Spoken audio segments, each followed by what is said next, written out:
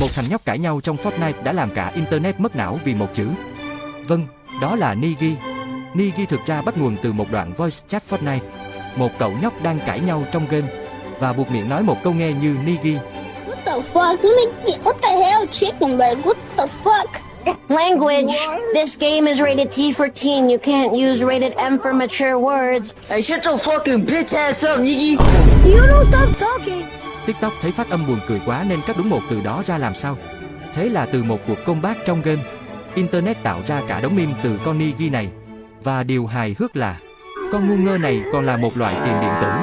Tóm lại Negi không phải tiếng Anh, chỉ là brand rock cấp độ toàn cầu. I know you belong to somebody new, but tonight you belong to me.